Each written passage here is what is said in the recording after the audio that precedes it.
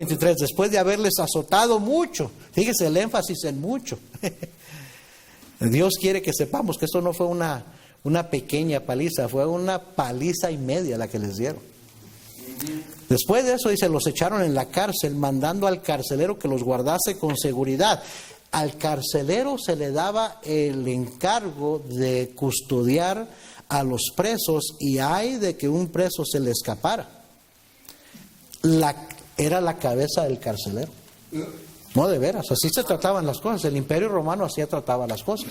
Si tú dejas que se escape un preso, a ti te quitamos la vida. Entonces los aseguró, los guardó con seguridad, el cual, recibido este mandato, los metió en el calabozo de más adentro. Las cárceles en esos tiempos no eran como se les ha llamado los sitios de recreo de hoy en día. No, sí, porque en la cárcel le dan 3 comidas al día a los que están ahí encerraditos. Los dejan salir a hacer ejercicio, a jugar basquetbol. Hasta les ponen televisión para que tienen tiempo de recreo y televisión. ¿Me entiende? No, en aquellos tiempos era un calabozo. Era un hoyo en el suelo, una cueva remetida ahí con ratas, con cucarachas, con 100 pies, con lo que fuera ahí adentro. Y donde no había baños, donde tenían que hacer sus necesidades ahí mismo, y estaban ahí amarrados con cadenas entre el excremento y los orines humanos. Esa es la verdad. Lea un poco la historia. Esos eran los calabozos de esos tiempos. Y aparte de que los habían azotado mucho con varas. Yo me pongo a preguntar, me pongo a pensar qué tan rápido se nos va el gozo, ¿no? Qué tan rápido empezamos a quejarnos y a pensar que nos está yendo tan mal. Y a pensar que estamos sufriendo por la causa, que no tenemos las cosas que queremos. Si a usted le metieran una paliza así y lo arrestaran, no por andar haciendo cosas indebidas, sino por andar predicando el evangelio, injustamente, y lo metieran en un lugar así, ¿pudiera hacer lo que vamos a ver a Pablo y a Silas haciendo? Por eso le digo, hermanos, que el gozo del cristiano no depende de las circunstancias en las que se encuentra. Así es. Mire lo que sucede. Les aseguró los pies en el cepo. Era una cosa que les amarraban con cadena los pies para que no se movieran. Versículo 25, pero a medianoche, orando Pablo y Silas. Bueno, entendemos orar. Yo entiendo orar, entiendo que yo también estuviera en esa situación y yo también estuviera orando. Ahí hasta el que es ateo comienza a orar.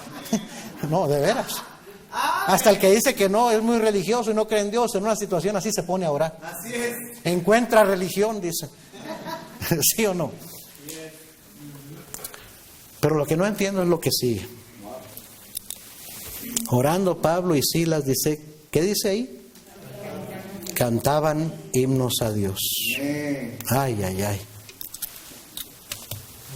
Hay un corito que cantaba, un canto que cantaba el pastor Hernán Cortés. Así es.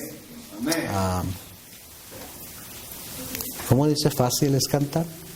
Fácil es cantar cuando se halla la paz, pero en el dolor es mejor cantar. Digo, cuando todo va bien, todo el mundo anda y cantando. Pero ¿qué tal cuando te va mal? Amén. ¿Sabes qué es lo que va a hacer la diferencia, hermano? ¿Cómo anda tu caminar con el Señor? Así es. ¿Cómo anda tu corazón con el Señor? Eso es lo que va a hacer la diferencia. Porque Dios siempre es bueno. Y siempre es fiel. En las peores de las circunstancias, Dios no cambia. Él sigue estando sentado sobre su trono y Él está en control. Y la Biblia dice que a los que aman a Dios, todas las cosas les ayudan a bien. Así es. ¿Sí? Porque Dios es bueno. Y podemos gozarnos en medio de la oposición y las circunstancias difíciles, sabiendo que el Señor no se ha olvidado de mí. Amén. Amén, hermanos. Y si algo permitió en mi vida es porque Él tiene algo bueno esperando como resultado de eso. Amén. Bueno, estaban cantando himnos a Dios. Y mire lo que dice, y los presos los oían. Ahora, ¿por qué cree que el Espíritu Santo nos deja esta historia aquí, nos deja este testimonio aquí, este acontecimiento? ¿Por qué quiso el Espíritu Santo decirnos que los presos los oían?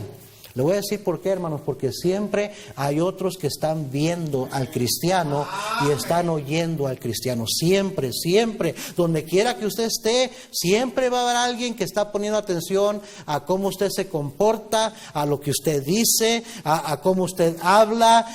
Siempre hay alguien mirando al cristiano. Así es.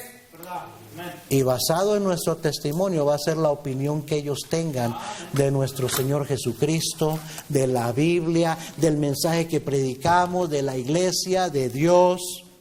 Amén. Lo único que conoce la gente que no conoce a Dios, lo único que conoce de Dios es lo que pueden ver en nosotros. Así es. Lo único que conocen de Cristo, no conocen la Biblia, no conocen la palabra de Dios. Lo único que van a conocer de Cristo es lo que vean en nuestras vidas. Qué importante es comportarnos como cristianos. Amén. Es difícil, ¿no?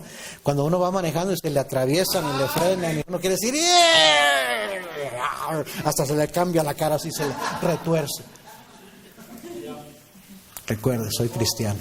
Amén. Amén.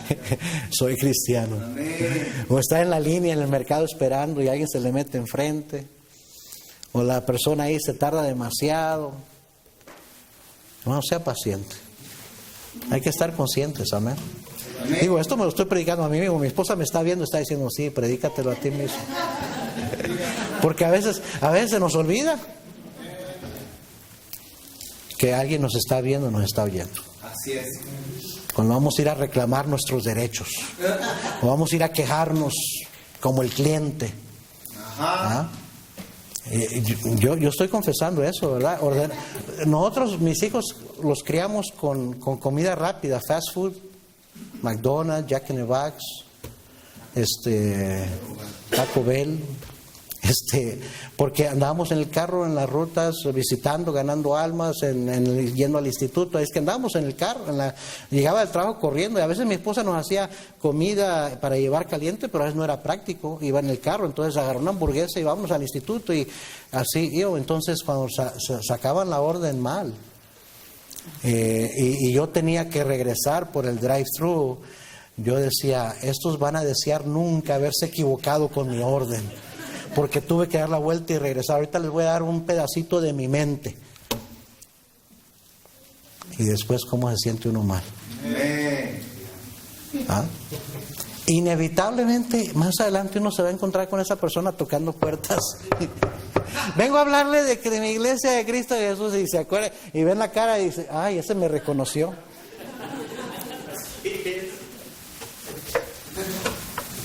Amén, hermanos. Siempre alguien nos está viendo, siempre alguien nos está oyendo. Recuerde eso. ¿Cómo impactó a esos presos y especialmente a ese carcelero el testimonio de Pablo y de Silas? Versículo 26, entonces sobrevino de repente un gran terremoto, de tal manera que los cimientos de la cárcel se sacudían. ¿Ha estado usted en un terremoto? Mi esposa y yo nos ha tocado estar en varios terremotos, varios temblores. Uno de ellos 7.5, 7.4, 7.5, ahí en Long Beach. Y mire, todo ese apartamento se movía así literalmente. Y estaban chiquitos, Fred y Sally, ¿no? Y Sally era baby, no sé, el primero de ellos estaba de baby. Y mi esposa ahí tratando de correr a la cuna, así que no había cómo llegar para abrazarla y meterse debajo del marco de la puerta o debajo de la mesa, y da miedo, espanta eso. Pues sucede un gran terremoto, se imagina a todos los presos adentro, cómo se sintieron. Y al instante se abrieron todas las puertas y las cadenas de todos se soltaron. Ahora, ¿por qué sucedió esto? Porque Dios es el que estaba detrás de eso. Eso era por obra de Dios. Versículo 27, despertando el carcelero y viendo abiertas las puertas de la cárcel, sacó la espada y se iba a matar, pensando que los presos habían huido. Dice, no hombre, me van a dar mataril a mí. Ahí es que mejor yo me quito la vida yo solo. Es lo que iba a hacer, se iba a suicidar. Pero dice versículo 28, mas Pablo clamó a gran voz diciendo, no te hagas ningún mal, pues todos estamos aquí. Él entonces, pidiendo luz, se precipitó adentro y temblando se postró a los pies de Pablo y de Silas, y sacándolo les dijo, señores, ¿qué debo hacer para ser salvo? He oído a predicadores decir muchas veces, no hombre, esto, ¿cuándo sucede esto hoy en día? Que alguien se acerque a ti y te diga, dime, ¿qué debo hacer para ser salvo? Así es. Pero es que el testimonio que habían dado Pablo y Silas había impactado a ese hombre de tal manera que quería lo que ellos tenían. Yo quiero lo que ustedes tienen. Yo no tengo eso. Miren, hermanos, siempre hay gente, especialmente parientes, pero hay mucha gente a nuestro alrededor que está viendo lo que Dios ha hecho en nuestras vidas. Así es. Y a veces no quieren nada, dicen que no quieren nada, pero secretamente, ¿sabe qué? Dicen, yo quisiera tener lo que él tiene. ¿Por qué? ¿Por qué esos matrimonios como es? ¿Por qué esos hijos son como son? Yo quisiera tener lo mismo. Sí es importante, hermanos, dejar que Dios obre en nuestras vidas. Dios hace milagros, Dios transforma vidas, Dios rescata hogares, Dios rescata matrimonios, rescató mi matrimonio, nuestro matrimonio. Íbamos rumbo al fracaso, mi esposa y yo. ¿Y qué futuro tan triste le hubiera esperado a nuestros hijos? Sin embargo, el Señor nos rescató y enderezó nuestros pasos. Amén. Y otros están mirando, hermanos, y eso, su testimonio puede impactar la vida de otros. Así es. ¿Qué debo de hacer para ser salvo? Versículo 31, ellos dijeron, cree en el Señor Jesucristo y serás salvo tú y tu casa. Y le hablaron la palabra del Señor a él y a todos los que estaban en su casa, y él, tomándolos en aquella misma hora de la noche, les lavó las heridas, y enseguida se bautizó él con todos los suyos, y llevándolos a su casa les puso la mesa y se regocijó con toda su casa de haber creído a Dios. Obviamente aquí están movidos los versículos un poco, porque parece que una cosa que sucede antes en realidad es después, etcétera, etcétera, pero ahorita lo vamos a entender. Bien práctico, hermanos. Todo esto sucedió en un día y una noche. Y lo primero que necesitamos entender es,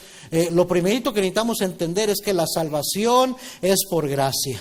Amén. Dice lo primero que pregunta el carcelero, ¿qué debo de hacer para ser salvo? Y la respuesta de Pablo es, cree, ten fe en el Señor Jesucristo y serás salvo tú y tu casa.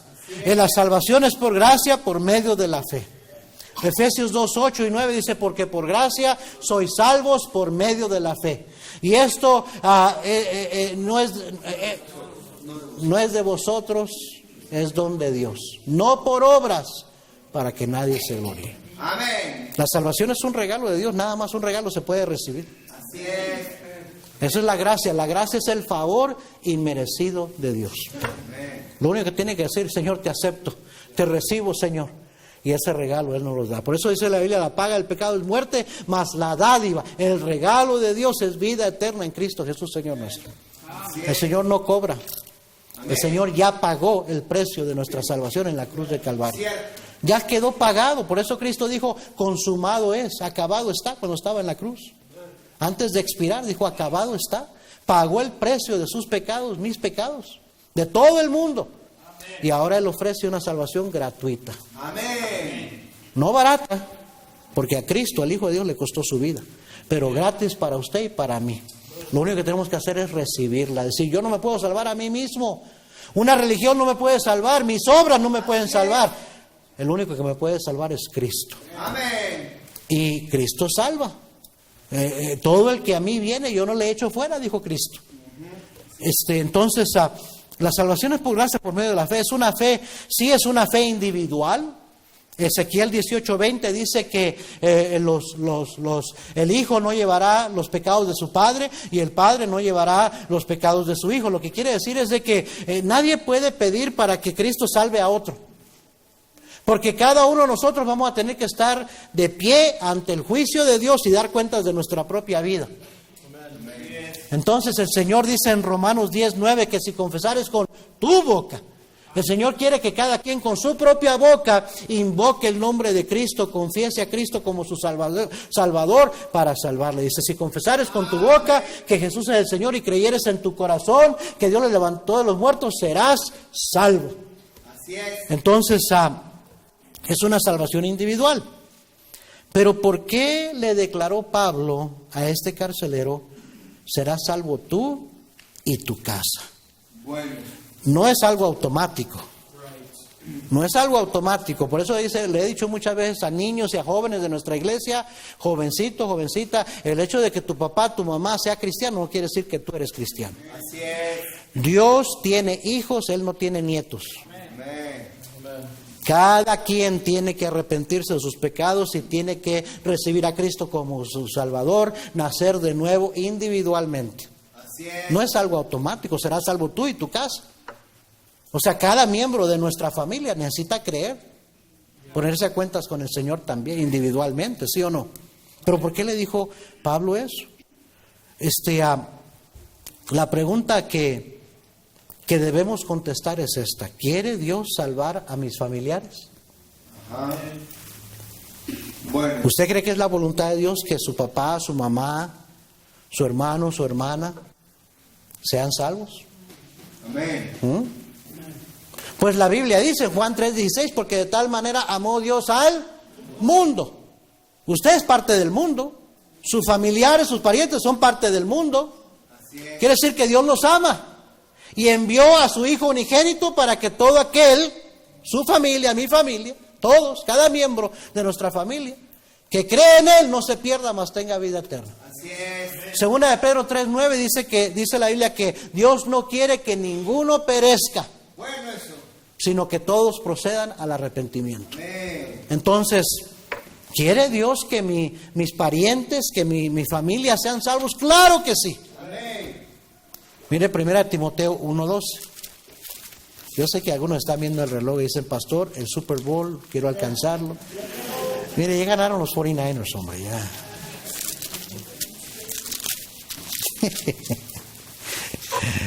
A ver si no tengo que comerme estas palabras, ¿verdad? 1 Timoteo 1:12, ¿ya lo encontró? Doy gracias al que me fortaleció. ¿Sabe? Yo no quería tanto ver el juego de fútbol, yo quería comer guacamole, alitas de pollo. Pero creo que la comida aquí estuvo bien rica, ya no tenía hambre cuando llegué a casa. Así es que, bueno, vamos a seguir por estar pensando espiritualmente, no en el juego de fútbol.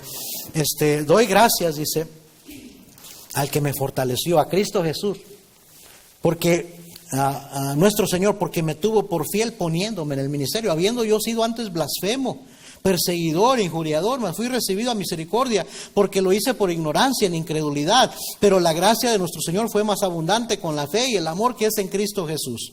Palabra fiel y digna de ser recibida por todos, que Cristo Jesús vino al mundo para salvar a los pecadores, de los cuales yo soy el primero. Versículo 16. Pero por esto fui recibido a misericordia, para que Jesucristo mostrase en mí, oiga, el primero, toda su clemencia, para ejemplo de los que habrían de creer en Él, para vida eterna. Por tanto, al Rey de los siglos, inmortal, invisible, al único y sabio Dios, sea honor y gloria por los siglos de los siglos. Amén. Amén. Dios siempre comienza con uno, Así es. con un primero. Amén. Para que una casa, para que una familia entera sea salva, tiene que comenzar con uno. Pero detrás de ese uno hay toda una familia y hasta toda una futura descendencia. ¿Sí o no? Salmo 78, 5. Vaya conmigo por Salmo 78, versículo 5. Salmo 78, 5. Él estableció testimonio en Jacob, o sea, en Israel. Puso ley en Israel, la cual mandó a nuestros padres que la notificasen a sus hijos. Mire lo que dice el versículo 6. Para que lo sepa la ¿qué? La generación venidera. Y los hijos que nacerán y los que se levantarán lo cuenten a sus hijos. Mire, cuando Cristo le salvó a usted, me salvó a mí. No nada más estaba pensando en mí, estaba pensando en mis hijos y hasta en los nietos que aún no nacían. Dice, y los hijos que nacerán y los que se levantarán lo cuenten a sus hijos, a fin de que pongan en Dios su confianza y no se olviden de las obras de Dios, que guarden sus mandamientos y no sean como sus padres, generación contumaz y rebelde, generación que no dispuso su corazón y fue fiel para con Dios su espíritu. Doy gracias a Dios en una por una parte doy gracias a Dios de que soy cristiano de primera generación. Que el Señor me sacó del lodo cenagoso, del pozo de desesperación. No hubo duda que el Señor me salvó y cambió mi vida. Yo sé que es más difícil cuando uno ya crece en una iglesia, aunque parte de mí que desearía haber crecido en un lugar cristiano yendo a la iglesia. Como algunos de ustedes jovencitos, ayer puse una foto de Vicky que me mandó la hermana Olivia, la puse en Instagram y ahí tengo a Vicky en los brazos. Es un bodoquito así chiquitito ahí. La tengo en los brazos ahí cuando la estaba dedicando su papá y su mamá y su servidor en la iglesia allá en la Charleston. Fue en el año 2001. Ahí la tengo en los brazos y luego puse la foto de ella ya, 19 años de edad, soplando ahí enfrente del pastel el día de ayer. Y yo, qué bendición es poder ver a jóvenes que crecieron en la iglesia. Pero también sé que esos jóvenes, esos niños, esos jóvenes no saben lo que es vivir en pecado allá afuera en el mundo. No han experimentado lo que es ser rescatados de ese lodo cenagoso. Y qué bueno. Así es. Pero no tienen esa experiencia que nosotros cristianos de primera generación tuvimos.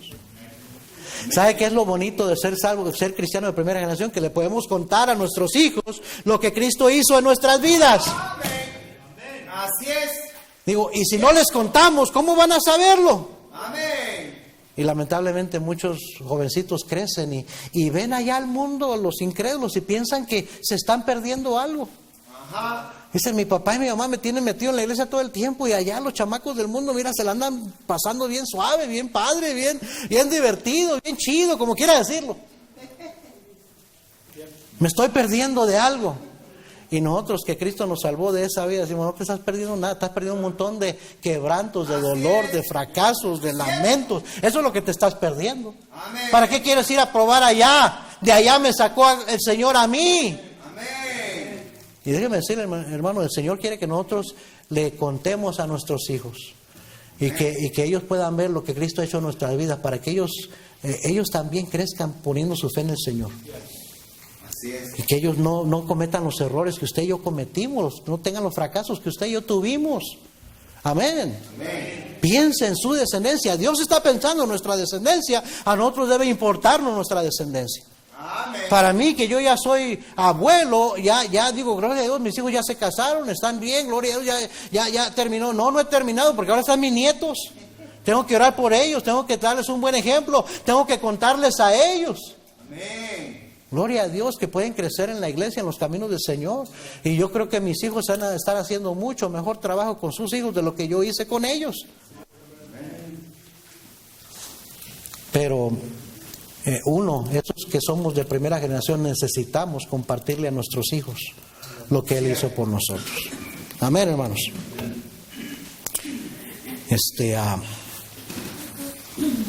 El carcelero fue el primero de su familia. ¿Qué hizo él para que el evangelio llegara al resto de su familia, de su casa? Y para que así se cumpliera la promesa de Dios de salvar el resto de su familia. Porque evidentemente, hermanos, Cristo no solamente quiere salvarle a usted, sino toda su familia. Así es. Entonces, ¿qué hizo ese carcelero que usted y yo deberíamos estar haciendo también? Amén. Estos son los mismos pasos que usted y yo debemos seguir. Vaya, regrese a Hechos, y voy a ir en menos de 10 minutos, termino esto y nos vamos, oramos y nos vamos a casa. Y yo sé que debían decir amén por eso. Ir a casa, amén.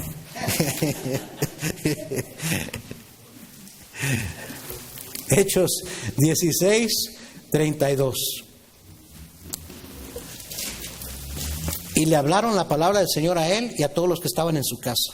Y él, tomándolos en aquella misma hora de la noche, les lavó las heridas y enseguida se bautizó él con todos los suyos. Y llevándolos a su casa, les puso la mesa y se regocijó con toda su casa de haber creído a Dios. Usted entiende que en una parte casa se refiere a su casa. Y en otra parte casa se está refiriéndose a su familia. Y nada más al ver las palabras, cómo se usan, uno entiende. Casa en la Biblia muchas veces es sinónimo de familia, hogar. Entonces aquí se está refiriendo a los dos, que los llevó a su casa y los sentó a la mesa a comer. Entendemos que lo llevó a su casa. Pero dice que se regocijó con toda su casa, no se regocijó con las paredes y con el techo, no, se regocijó con su familia. Amén. ¿Verdad? Así es. Bueno, aquí necesitamos entender bien rápidamente lo que hizo ese carcelero que usted y yo necesitamos hacer para que nuestros familiares sean salvos. Primeramente, no perdió tiempo. Amén. Dice la Biblia que en el versículo 33, y él tomándolos en aquella misma hora de la noche. Así es. Hermanos, no hay que perder tiempo. Efesios 5, 15 al 17 dice la Biblia que no seamos necios, sino entendidos, que aprovechemos bien el tiempo porque los días son malos. Sino que entonces que seamos entendidos de lo que es la voluntad de Dios. Primera de Pedro 2:9 al 12, mire allá bien rápido, quiero que veamos este versículo. Primera de Pedro 2:9. Dice Efesios, no seáis insensatos, sino entendidos de cuál sea la voluntad de Dios. ¿Cuál es la voluntad de Dios? Primera de Pedro, dije segunda o primera. Primera de Pedro 2:9. Mas vosotros sois linaje escogido, real sacerdocio, nación santa, pueblo adquirido por Dios. ¿Para qué? ¿Para qué nos salvó Cristo? Para que anunciéis las virtudes de aquel que os llamó de las tinieblas a su luz admirable. Vosotros que en otro tiempo no eras pueblo, pero que ahora sois pueblo de Dios. Que en otro tiempo no habíais alcanzado misericordia, pero ahora habéis alcanzado misericordia. Amados, yo os ruego como extranjeros y peregrinos que os abstengáis de los deseos carnales que batallan contra el alma, manteniendo buena vuestra manera de vivir entre los gentiles, o sea, entre los incrédulos, para que en lo que murmuran de vosotros como de malhechores, glorifiquen a Dios en el día de la visitación al considerar vuestras buenas obras. Va a llegar el día de la visitación. Así es. Alguien les va a tocar su puerta o usted va a querer hablarles de Cristo. En esa visitación dice lo que se van a acordar es el testimonio que les diste. Amén. La opinión que tengan de ti. Bueno. El Señor nos salvó para anunciar las virtudes de aquel que nos llamó de las tinieblas a su luz admirable. La voluntad de Dios para el cristiano es que no perdamos tiempo, tengamos el deseo rápidamente de compartir lo que Cristo ha hecho en nuestras vidas con aquellos especialmente que amamos más, nuestros seres queridos, nuestros parientes, nuestras familias. Amén.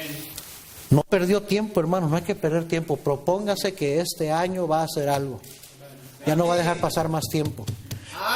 Para visitar a su familia, para llamarles por teléfono, para enviarles una carta, para enviarles a alguien que los visite, pero hacer algo para que este año sean salvos. Ya no pierda más tiempo.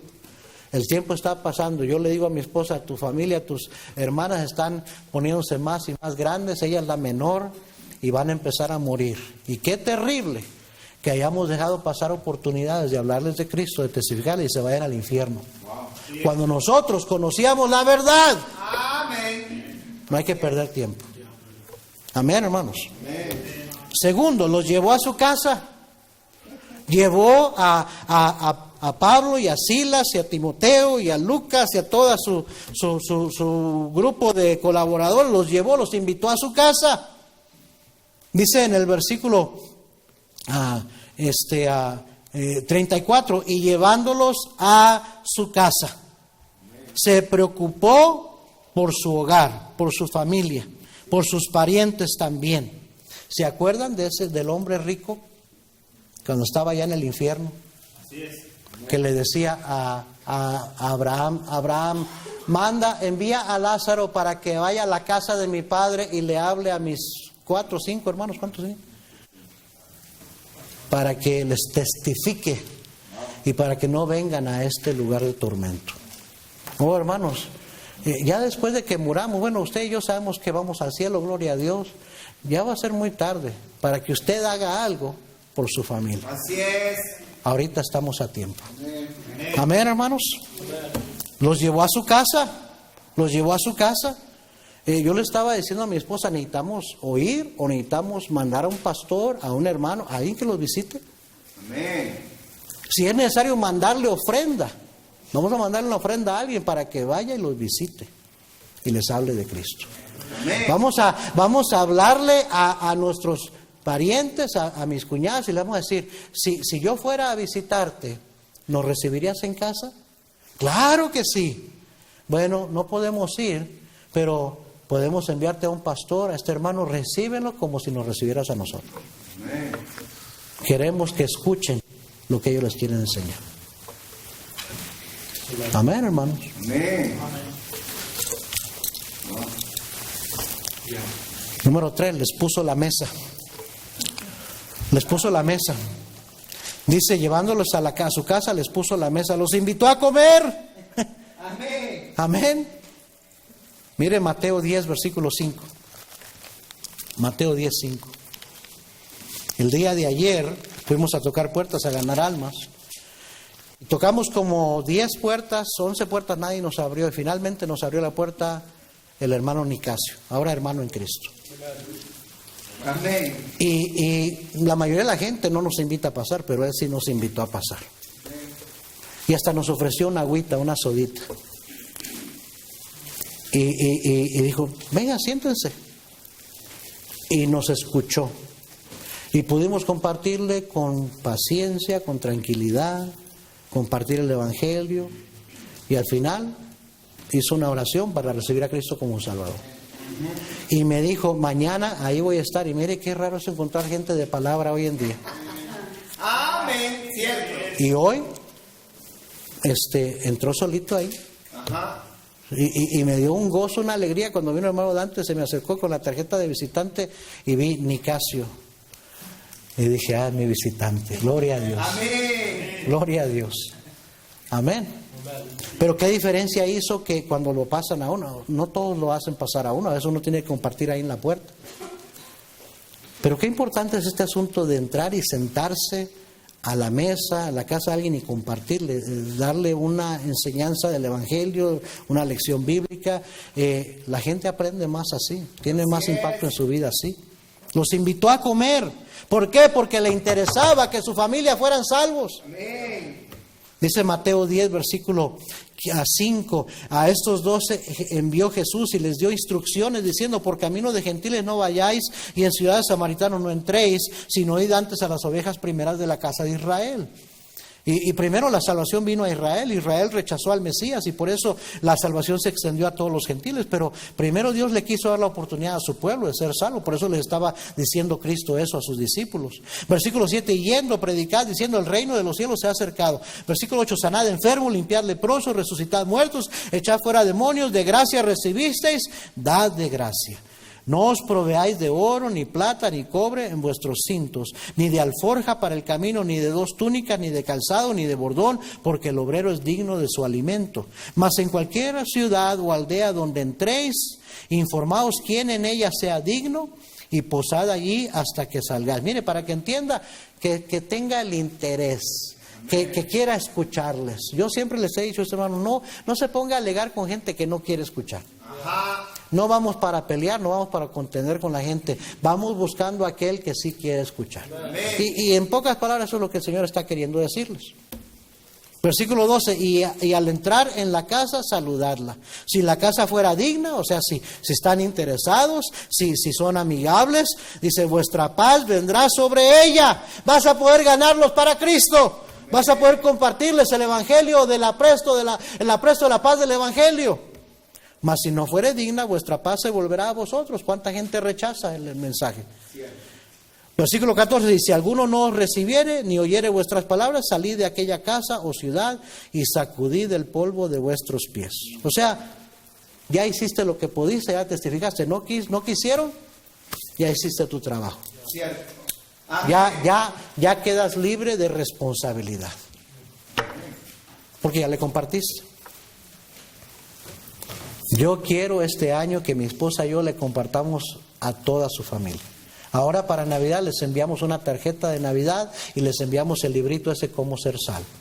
Y rogándoles, pidiendo, léanlo, por favor, léanlo. Y ahora quiero llamarles y preguntarles, ¿lo leyeron? Amén. Y quiero contestar preguntas o quiero tener la oportunidad de compartirles por teléfono.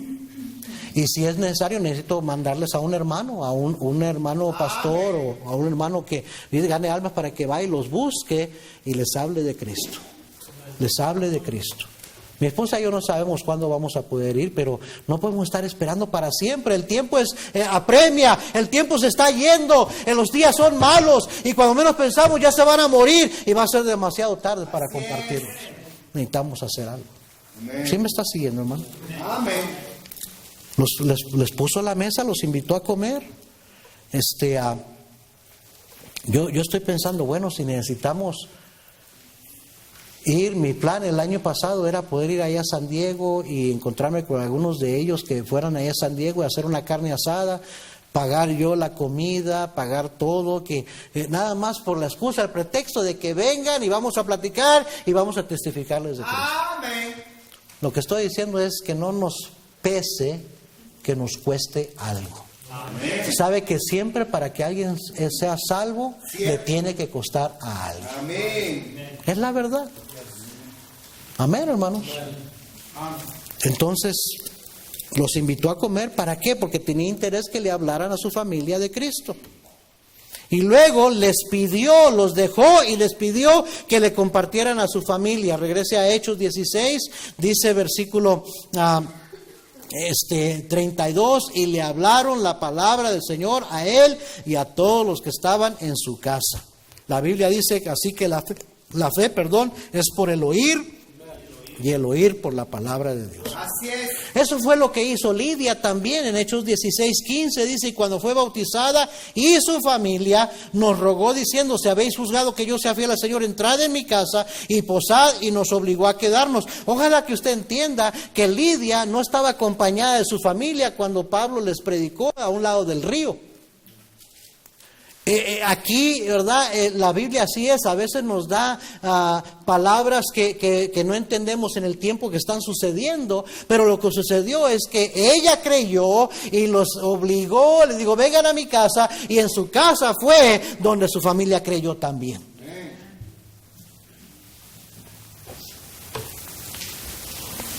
Muchas veces cuando estamos testificando y alguien acepta a Cristo como su Salvador, lo primero que le decimos es, ¿no le gustaría? ¿Está su esposo? No, no está mi esposo. ¿Y no le gustaría que su esposo también escuchara lo que usted escuchó? Y que también él creyera. Ahora usted tiene la seguridad que va a ir al cielo. ¿No le gustaría que su esposo también un día vaya al cielo? Pues ¿por qué no me invita a que yo venga otro día que está su esposo y yo le puedo compartir a él lo que le compartí a usted también? Porque la única manera que van a creer es oyendo. Así es. Número 5, se bautizó con todos los suyos, dice la Biblia. Se bautizó él con todos los suyos. Quiere decir que puso el ejemplo y amonestó a su familia a hacer lo mismo. Amén. Qué importante es eso, hermanos. Uno es salvo, primero, siempre. Y ese uno es el que tiene que poner el ejemplo. Así es. El día que yo fui salvo, mi esposa no quiso ser salva. Ella dijo no. Ella se enojó porque yo pasé al frente y se quedó ahí sentada. Yo pasé al frente, acepté a Cristo. Esa noche regresé, me bautizaron. Yo no le dije a ella nada, no le estuve insistiendo, pero ella me vio a mí. Vio que yo me entregué al Señor, que quise ser bautizado, y el siguiente sábado vinieron a visitarnos unos hermanos y nos dijeron, ¿van a ir a la iglesia mañana? Y yo le dije, sí. Ella les dijo no, porque ella estaba allá y yo estaba acá, y ella les dijo que no estaba interesada, pero yo le dije, sí, voy mañana. Entonces el domingo en la mañana yo me levanté y me empecé a arreglar para ir a la iglesia. Mi esposa me dijo, ¿a dónde vas a ir? A la iglesia. Bueno, pues ella empezó a arreglarse también y fue conmigo a la iglesia. Amén. Y ese domingo ella pasó al frente a recibir a Cristo y esa noche se bautizó. Amén. Pero alguien tiene que poner el ejemplo. Así Alguien es. tiene que ser el primero. Amén. Amén, hermanos. Y por último, el resultado es, dice, y se regocijó con toda su casa de haber creído a Dios. No quisiera, hermano, no quisiera tener el gozo con toda su casa de haber creído al Señor. Que ese tío, que esa tía, que ese papá, esa mamá, ese hermano, esa hermana, que no son creyentes, ese cuñado, saber que ellos también creyeron y van al cielo. Amén. Digo, nos gozamos cuando otra gente que no conocemos son salvos, nos gozamos. Cierto. ¿Cuánto más cuando es un familiar, alguien que uno ama? Amén. De la misma manera, es triste pensar en la gente que se va a morir sin Cristo y irse al infierno. ¿Cuánto más triste pensar en uno de sus seres queridos que mueran sin Cristo y pasen la eternidad en el infierno?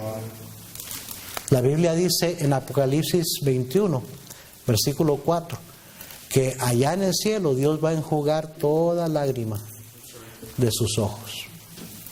Y yo tengo un mensaje que prediqué hace mucho tiempo que se llama Lágrimas en el cielo.